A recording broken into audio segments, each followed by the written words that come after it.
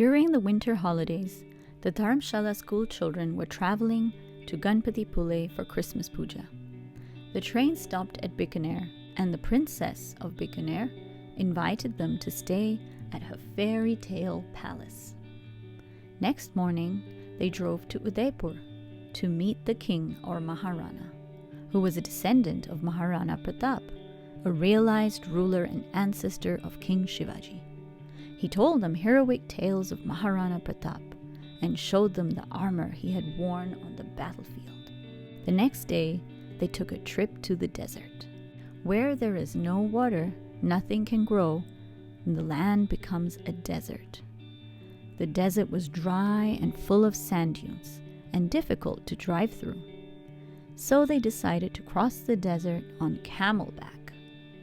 Did you know that the survival ability of camels has remained unchanged since the time of the dinosaurs? They have an amazing quality.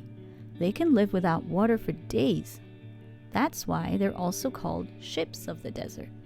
In a desert, if you have nothing to eat, they don't mind if you drink their milk. As the children rode on the camels made them comfortable on their humped backs. They loved the gentle school children. In the night, the guide put up a tent for the children. The villagers danced and sang beautiful folk songs. One of them played an ancient version of a violin called an ektara, meaning one-stringed instrument. Though the desert is very hot during the day, it cools very quickly at night, and you need a blanket.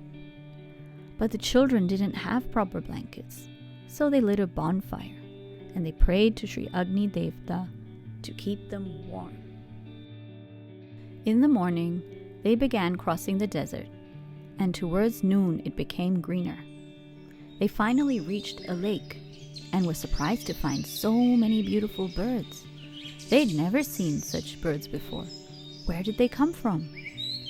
The guide explained, during winters these birds come from Russia and Siberia, because the snow covers everything and they cannot find anything to eat. So they come here. We have plenty of fish in the lake. When the snow melts in the spring, then they return. A girl asked, but Russia is thousands of miles away. How do they even find the way? The guide smiled.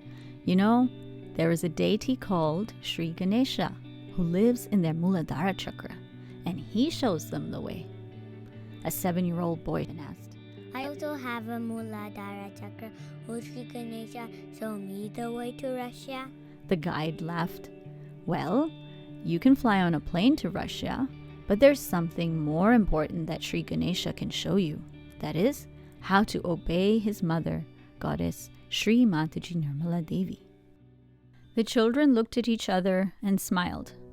Yes, we know the story of how Sri Ganesha and Sri Kartikeya had a competition of who could go around the earth first. Sri Ganesha only had a small little mouse. How could he win the race against a faster bird like the peacock? But then Sri Ganesha went around his mother 3 times, and he won the race, because his mother was also the Mother Earth.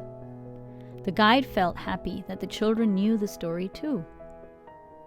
Just then, a peacock appeared from nowhere and started to dance, showing off its beautiful feathers.